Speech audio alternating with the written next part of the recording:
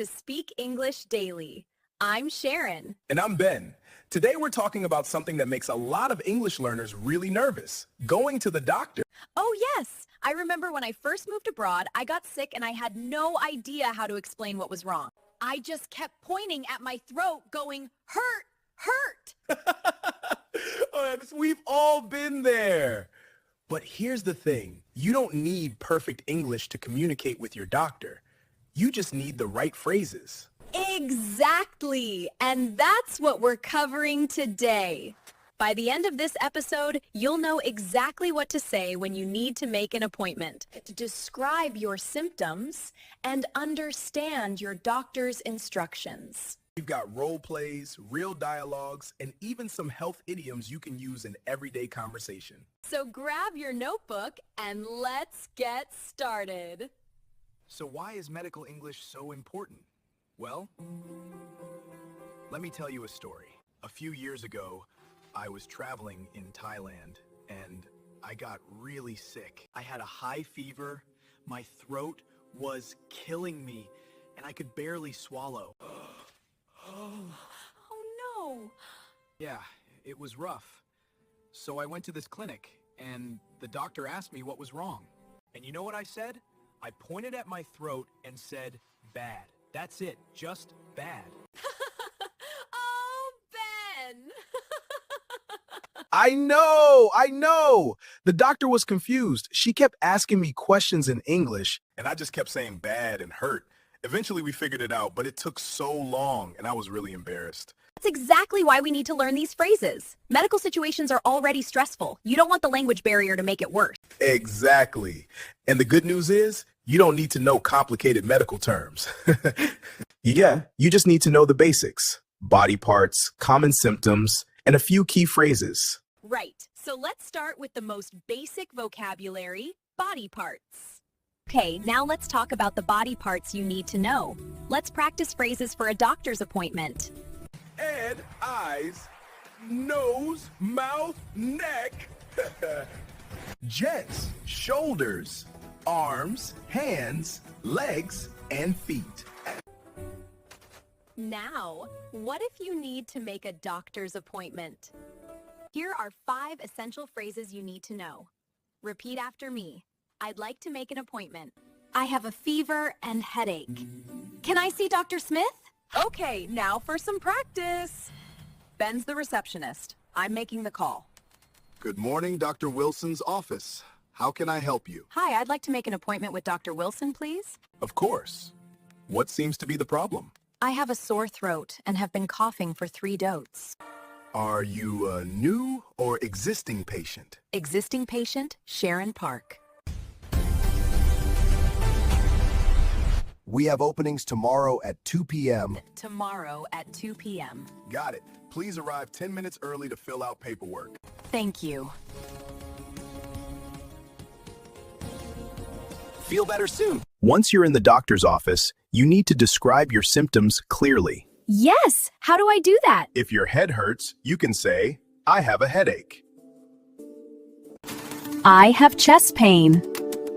I have back pain, or my back hurts. Should I say how long I've felt this way? Absolutely. For example, I've been coughing for 3 days, or I've been feeling tired for a week. My throat hurts, and I've been coughing for 3 days. I feel dizzy, and I've been feeling weak since yesterday. I have a fever. My temperature is 38 degrees Celsius. And that's how we track symptoms over time, transitioning smoothly into our doctor-patient role play to apply what we've learned. Let's practice these sentences together. My throat hurts, and I've been coughing for 3 days. Good. Now try. I feel dizzy, and I've been feeling weak since yesterday. I have a fever. My temperature is 38 degrees Celsius.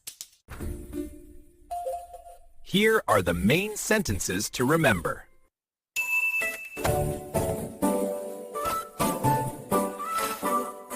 Yes!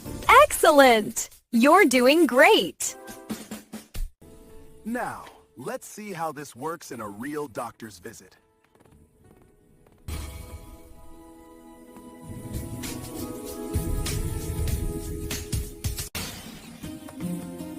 Let's meet Dr. Park.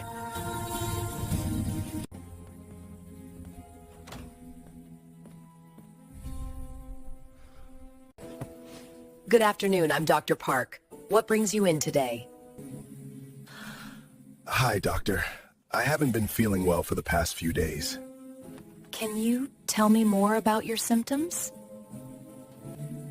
My throat is really sore, and I've been coughing. I also have a headache. How long have you had these symptoms? About 3 days. Do you have a fever? Yes, 38.5 degrees this morning.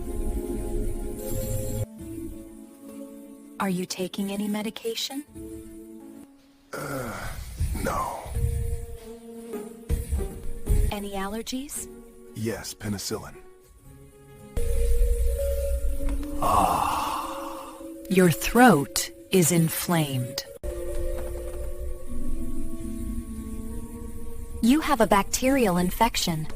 I'll prescribe antibiotics, but not penicillin. Thank you.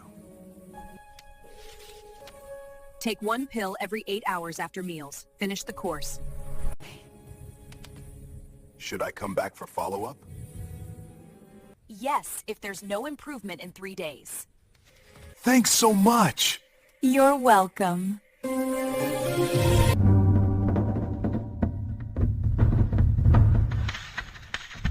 Now let's test your listening skills with a short dialogue. Sure, I'm all ears. Time for a listening exercise. Good morning, Dr. Wilson's office. How can I help you? What is the patient's main problem? What is the patient's main problem?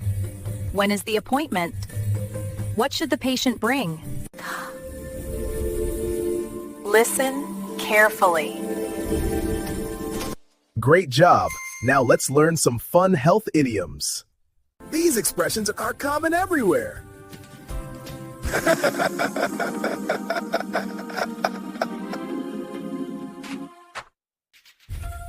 Let's start with our first idiom. Under the weather. It means you feel slightly sick. I'm feeling a bit under the weather today. This one means you're very sick, like really sick. Very. So if you have the flu, you can say, I was sick as a dog last week. When the doctor says you're totally fine, you get a clean bill of health. This means you're getting better. So after you recover from a cold, you can say, I'm on the mend. When you're really healthy and energetic, you're fit as a fiddle. Ben, you might need a new hobby. Nice job, everyone. Now let's use these idioms in real-life practice situations. Now, let's put everything into practice. Try saying it in English before we do. Hi, I'd like to make an appointment. I have a bad headache. Perfect! Poor Ben. What should he say? Should I take this before or after meals? Exactly. That's perfect. See? Real English for real life. And a little confidence goes a long way. Now let's quickly review what we learned today. It's recap time! We've covered everything from body parts to describing symptoms. Plus making appointments, practicing real dialogues, and learning health idioms. Because you don't need perfect English, just the right phrases and practice. So today we practice real English you can use anytime you visit a doctor.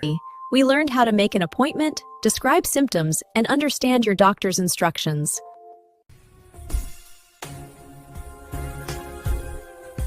Remember, confidence is key. You don't need perfect English, just practice and patience. Exactly! Every little step helps you speak more naturally every day. Thank you so much for watching today's episode. Don't forget to like, subscribe, and share if you found this helpful. Please drop down in the comment section below any topics you would like us to cover. And we will make sure to try and cover your requested topics.